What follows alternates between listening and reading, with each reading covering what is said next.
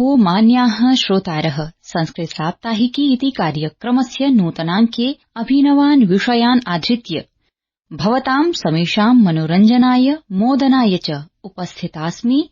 कार्यक्रमस्योद्घोषिका निधिः तिवारी। आयान्तु संस्कृत साप्ताहिक्याः सकलात् सागरात् रत्नमेकं सुभाषितं श्रावयति मम सहयोगी जतिन शर्मा। यस्मिन् देशे न सम्मानो न वृत्तिर्न च बान्धवाः न च विद्यागमोऽप्यस्ति वासस्तत्र न कारयेत्। बान्धवाः प्रत्यग्रे अभिभागे विद्यते प्रसंगानुभागः। अनुभागोऽयं गायते नरेन्द्रदत्तसेमवालेन। नागेन्द्रहाराय त्रिलोचनाय भस्माङ्गरागाय महेश्वराय नागेन्द्रहाराय त्रिलोचनाय भस्माङ्गरागाय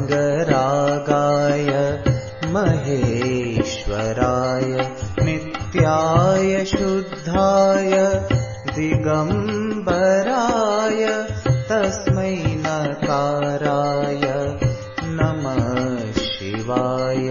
नित्याय शुद्धाय दिगम्बराय तस्मै नकाराय नमः शिवाय।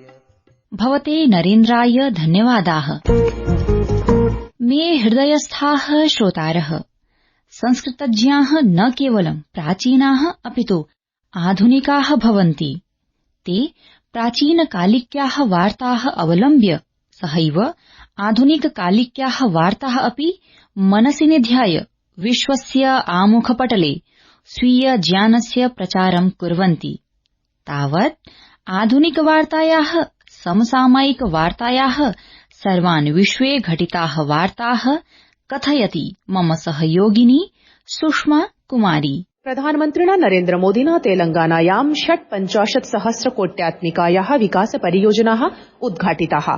वित्तमन्त्रिणा निर्मला सीतारमणेन नवदिल्ल्यां केन्द्र राज्यानां च जीएसटी अधिकारिभिः साकं राष्ट्रिय सम्मेलनं समुद्घाटितम्। रक्षामन्त्रिणा राजनाथ सिंहेन नवदिल्ल्यां डेफ कनेक्ट 24-उत्तर-2000 कार्यक्रमम् इदं समुद्घाटितम्। इत्यस्मात् रक्षा नवाचारः च विवर्धयिष्यति। सैन्य कार्य विभागेन प्रतिपादितं यत् आत्मनिर्भर भारत मेक इन इंडिया पदोत्थाने 2 दिवसीय मन्थन शिविरं समायोजितम्। भारतीय नौसैन्य जलपोतैः रॉयल मलेशियाई जलपोतैः च विशाखापत्तने बहुआयामी सामुद्रिक अभ्यासः विहितः। प्रधानमन्त्रिणा नरेन्द्र मोदिना प्रोफेसर वेद प्रकाश नन्दावर्यस्य निधने दुःखम् अभिव्यक्तम्। विदेशमन्त्रिणा डॉक्टर एस जयशंकरेण प्रवासी भारतीय दिवसावसरे विश्वे निवसितेभ्यः भारतीय मूलजनेभ्यः शुभकामनाः प्रसारिताः। भवत्यै धन्यता वचांसि। अयि संस्कृतानुरागिणः, अद्य ज्ञानविज्ञान निदर्शनी इत्यभिनामधेयके प्रभागे अस्माकम् आकाशवाण्याः एतस्मिन् प्रकोष्ठे विद्यमानाः वर्तन्ते अवधान कला निष्णाताः डॉक्टर उमा महेश्वर महाभागाः। एतैः महोदयैः सह संवादं कुर्वन्ती सहयोगी निधिः झा। नमो नमः। अद्य ज्ञानविज्ञान निदर्शिनी इत्याख्ये प्रभागे अस्माकं सन्निधौ विद्यमानाः वर्तन्ते अवधानकला निष्णाताः डॉक्टर उमामहेश्वर महाभागाः। आभारतं प्रवसन्तः अनेकविधेषु संस्कृत सारस्वत कार्येषु आत्मानं व्यापारयन्ति। भवताम् आकाशवाणी पक्षतः प्रीतः प्रीति प्रमुखवचनैः प्रणति पुरस्सरम् अहं निधि झाः स्वागतं कुर्वे। धन्योऽस्मि निधिवर्ये। आकाशवाणी संस्थायां विद्यमानेभ्यः सर्वेभ्यः अहमपि धन्यताम् अर्पयामि। संस्कृतस्य विशिष्टकार्यस्य अवधानकार्यस्य परिचयार्थम् अत्र अवकाशः कल्पितः, अतः धन्योऽस्मि। अहमपि केनचित् पद्येन अत्र आकाशवाणीं सभाजयितुम् अभिलषामि आकाशवाणी सुरलोकवाणी समस्तभूलोकहृदोऽभिवाणीं कुर्वत्यनन्तात्ममुदं वहन्ति गङ्गेव धन्या कृतकृत्यमान्या। इयम् आकाशवाणी सुरलोकवाणीं देववाणीं समस्तभूलोकहृदः अभिवाणीं कुर्वती आत्ममुदम् अनन्त आत्ममुदं वहन्ति गङ्गा इव धन्या वर्तते। अतः आकाशवाण्यै वयम् अत्यन्तं धन्यताम् अर्पयामः। धन्यवादाः महोदयाः। सुविदितम् एतत् यत् भवन्तः अवधानकलायां तत्पराः विद्यन्ते। साक्षात्कारस्य आद्ये प्रभागे प्रश्नः वर्तते यत् किं नाम अवधानम्? निधिवर्ये, अवधानं काचित् विशिष्टा कला। अवधानमिति शब्दस्य आदौ चिन्तनं कृतं चेत् अवधानं मनोयोगः इति उच्यते। मनोयोगः मनसः काचित् अत्युग्रस्थितिः अथवा एकाग्रस्थितिः इति अवधानशब्दस्य शब्दमर्यादया प्राप्यमाणः अर्थः। नानाकोशेषु संस्कृतवाङ्मयस्य नानाग्रन्थेषु अवधानशब्दः विचारितपूर्वः एव अस्ति। अवधानम् इति साम्प्रतम् उद्दिष्टः शब्दः कलापरत्वेन अस्ति। अतः अवधानकला नाम का इति विषये अहमत्र वदामि। वस्तुतः वेदेषु अपि अवधानम् इत्यस्ति। वेदपण्डिताः अपि अवधानिनः इति शब्देन व्यपदिश्यन्ते। परन्तु अत्र अवधानकला इति अभिप्रेतमित्यतः तद्विषये एव विवरणं दीयते। चित्तैकाग्र्यम् अवधानम् इति उच्यते। चित्तैकाग्र्यम् अवधानमिति काव्यालङ्कारसूत्रवृत्तौ वामनाचार्येण प्रणीतम्। तत्र चित्तैकाग्र्यम् अवधानम् इत्युक्ते चित्तस्य एकाग्रस्थितिः इति। आहत्य सत्स्वपि नाना अङ्गेषु नाना पृच्छकेषु मनसः एकाग्रस्थितिं वहता अवधानिना समाधानं क्रियते सर्वस्यापि प्रश्नस्य। सा एव कला भवति अवधानकला इति भवति। सा एव कला साम्प्रतम् अत्यन्तं विशिष्टा वर्तते। अवधानकला सर्वेषामपि सहृदयानाम् आनन्ददायिनी भवति। अवधानमिति काचित् विशिष्टा कला। साधु मान्यवर्याः, साम्प्रतं मनसि जिज्ञासा आयाति यत् अवधानस्य वैविध्यानि वैशिष्ट्यानि कानि सन्ति? निधिवर्ये, साधु प्रश्नः। अवधानस्य वैशिष्ट्यानि वैविध्यानि वस्तुतः ज्ञातव्यानि। प्रथमम् अवधानस्य मनोयोगः इति अत्र समाहितम्। मनोयोगेन मनसः एकाग्रस्थित्या बहुविधानि वैशिष्ट्यानि साधयितुं वयं शक्नुमः। तथा मनोयोगेन अवधानेन बहुविधानि अवधानानि क्रियन्ते। तालावधानं, वाद्यावधानं, घण्टावधानम्, एवं घटावधानं, बहुविधानि अवधानानि सन्ति। तथा अवधानेषु साम्प्रतं कलावधानम् अभिप्रेतम्। आहत्य कलावधानस्य वैशिष्ट्यानि कानिचन सन्ति। आहत्य तत्र सर्वत्रापि धारणा प्राधान्येन अपेक्षिता भवति। अत्र कलावधानमिति यद्वदामः, कलावधाने अंशत्रितयं प्राधान्येन अपेक्ष्यते।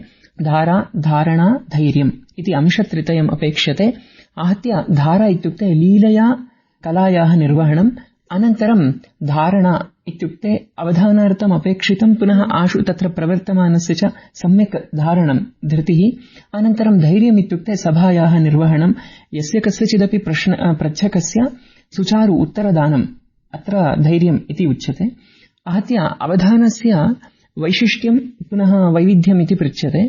तत्र अवधानकलायाः किञ्चित् स्वरूपम् अत्र अहं वदामि। एवं तत्र कलावधानं यद्वर्तते तत्र अष्टावधानम् इति शब्दः किञ्चिदिव प्रसिद्धः। एवमेव दशावधानं, षोडशावधानम्, एवं शतावधानं, सहस्रावधानम्, एवं बहुधा अवधानानि सन्ति।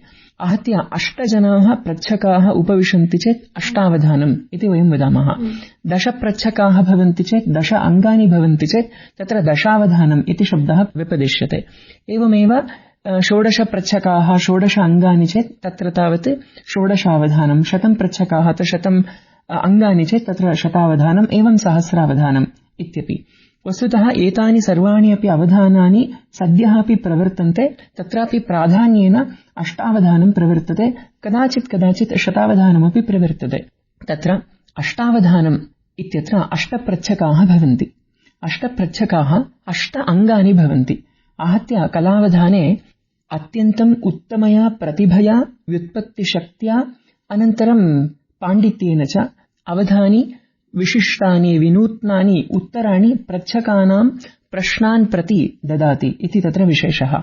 तर्हि प्रच्छकाः के, अङ्गानि कानि, विशेषः कः इति प्रश्नः समुद्भवति। आहत्य 8 अङ्गानि अष्टावधाने भवन्ति इति उक्तं। तत्र निषेधाक्षरं, समस्यापूरणं, दत्तपदी, एवं उद्दिष्टाक्षरी, संख्याबन्धः, आशुकाव्यम्, अप्रस्तुतप्रसङ्गः, पुनः काव्यवाचनम् इत्येवं सामान्यतः अत्र 8 अङ्गानि भवन्ति। एतेषु अङ्गेषु नानाविधानि वैविध्यानि सन्ति।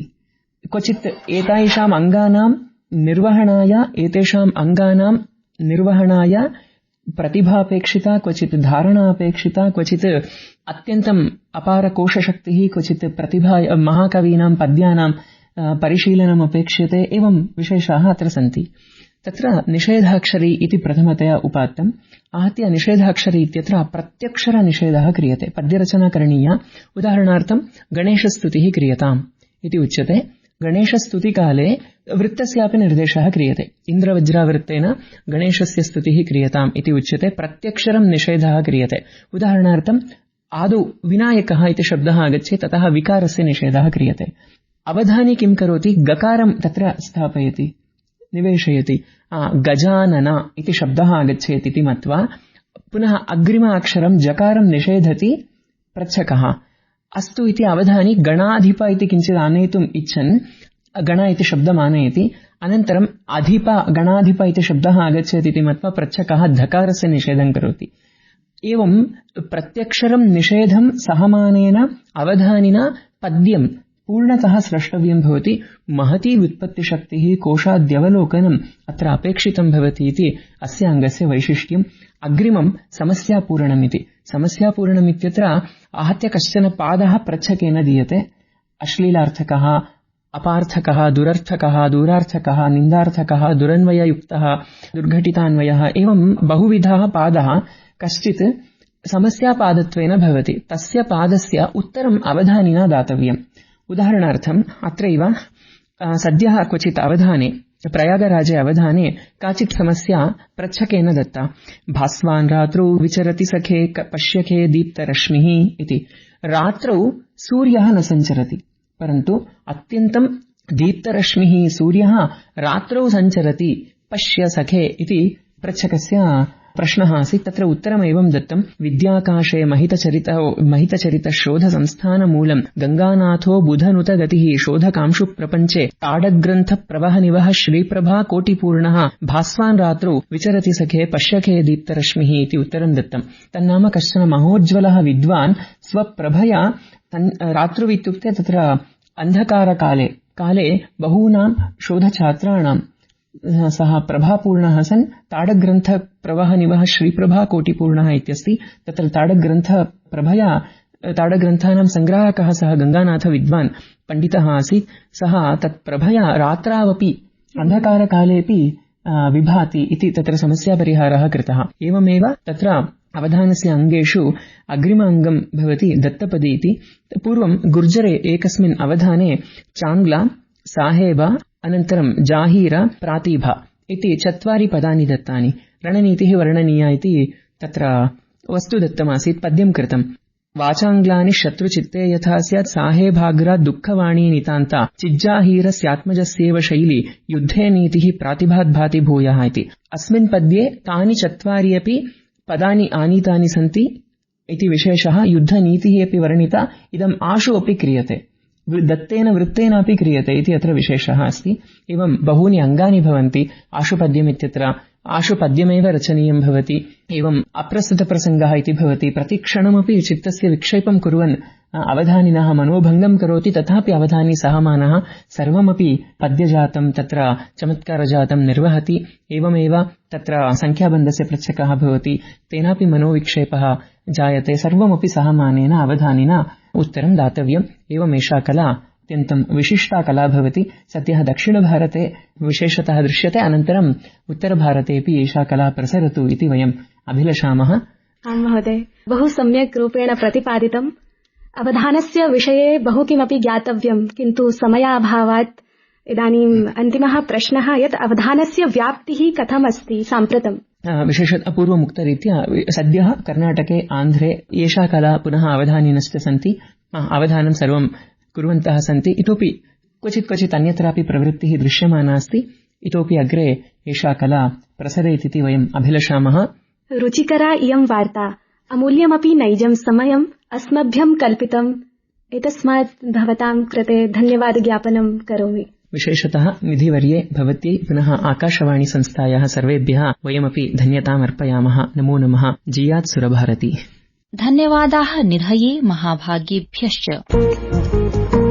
श्रोतारः, अविलम्बेनैव इदानीं संस्कृत दिग्दर्शन प्रभागं प्रविशामः। विभागेऽस्मिन् निखिलानपि श्रोतृगणान् संस्कृत जगता सम्बद्धैः वार्ताः कथ्यते पुरुषोत्तम शर्मणा समकक्षेण। केन्द्रीय संस्कृत विश्वविद्यालयस्य प्रथमः दीक्षान्त महोत्सवः मार्च मासस्य 7 दिने आयोजितः। अस्मिन् महोत्सवे राष्ट्रपतिः द्रौपदी मुर्मुः, शिक्षामन्त्री धर्मेन्द्र प्रधानश्च उपस्थितौ आस्ताम्। दिल्लीस्थेन केन्द्रीय संस्कृत विश्वविद्यालयेन 20 अखिल भारतीय रूपक महोत्सवः आयोजितः। विश्वविद्यालयस्य जयपुर परिसरे शनिवासरे महोत्सवस्य सम्पूर्तिः सञ्जाता। मार्च मासस्य 1 दिने श्री लाल बहादुर शास्त्री केन्द्रीय संस्कृत विश्वविद्यालयस्य ज्योतिष विभागेन स्मारक व्याख्यानम् आयोजितम्। मुख्यवक्तृत्वेन राहुल कौशिकः निज विचारान् प्रकटितवान्। संस्कृतकादम्या अस्य मासस्य 19 दिनात् 3-दिवसीया राष्ट्रिया संगोष्ठी आयोजयिष्यते। अस्यां संगोष्ठ्यां मल्लीनाथ मनीषेति विषये चर्चा भविष्यति। अयि मे प्रियाः बालाः, आगतो अस्ति भवतां प्रियः बालवल्लरी विभागः। तावत् शृण्वन्तु। स्वीय मधुरवचनैः श्रावयति एनं प्रभागम् अस्माकं सहयोगिनी साधना शर्मा। बालाः, शिवपर्वणि अहं शिवस्यैव एकां कथां श्रावयामि। एकः ऋषिः आसीत् यस्य नाम वृकण्डुः आसीत्। सः शिवस्य तपः अकरोत्, येन सः एकं पुत्रं प्राप्तवान्। किन्तु तस्य आयुः अल्पमासीत्। तस्य आयुः 16 वर्षस्य एव आसीत्।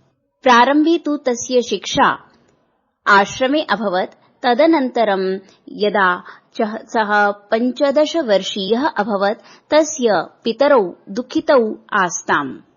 यदा मार्कण्डेयः अस्य विषये ज्ञातवान्, तदा सः शिवस्य तपः अकरोत्। शिवस्य तपसि एव सः लीनः आसीत्। महामृत्युञ्जय मन्त्रस्य तेन रचना कृता। तस्य जपं कुर्वन् आसीत्। तदैव यमराजः आगच्छत्, किन्तु शिवः तं प्रत्यावर्तनम् अकरोत्। सः उक्तवान् यत् अस्य बालकस्य आयुः दीर्घमस्ति। तदानीम् एव शङ्करः अवदत् यत् अयं मन्त्रः मम प्रियः भविष्यति। यः कोऽपि अस्य मन्त्रस्य जपः करिष्यति, तस्य कृते मम आशीर्वचांसि भविष्यन्ति। अधुना संस्कृतज्ञानसेवने प्राथमिकसोपाने उपस्थितानां जनानां भाषायां समृद्ध्यै अनुदीतवाक्यानि अनुवदति मुदिता वेतालः। प्रथमं वाक्यमस्ति, श्रीमद्भगवद्गीता महाभारतात् उद्धृता अस्ति। पहला वाक्य है, श्रीमद्भगवद्गीता महाभारत से उद्धृत है। पंजाबी में श्रीमद्भगवद्गीता महाभारत तो लिखती गई हैं। द्वितीय वाक्यमस्ति, महाभारतस्य भीष्म पर्वणि गीतायाः उपदेशः प्राप्यते। दूसरा वाक्य है, महाभारत के भीष्म पर्व में गीता का उपदेश प्राप्त होता है। पंजाबी में महाभारत दे भीष्म पर्व विच गीता दा उपदेश मिलता है। तृतीयं वाक्यमस्ति, श्रीमद्भगवद्गीतायां 700 श्लोकाः सन्ति। तीसरा वाक्य है, श्रीमद्भगवद्गीता में 700 श्लोक हैं। पंजाबी में श्रीमद्भगवद्गीता विच 700 श्लोक हन्। धन्यवादाः। मे सुहृदः श्रोतारः, सर्वे प्रभागाः अत्रैव अवसीयन्ति। आशास्ति यत् सर्वे प्रभागाः ज्ञानप्रदाः रुचिकराः च आसन्। तावत् नवीनान् विषयान् आधृत्य आगामि सप्ताहे अस्मिन् एव पटले अस्मिन् एव समये पुनर्मिलामः। भवन्तः सर्वे स्वीय प्रतिक्रियाः nsdsanskrit@gmail.com इत्यत्र सम्प्रेष्य अस्मान् सर्वदा प्रेरयन्तु। तावत्पर्यन्तम् नमो नमः। जयतु संस्कृतम्, जयतु भारतम्।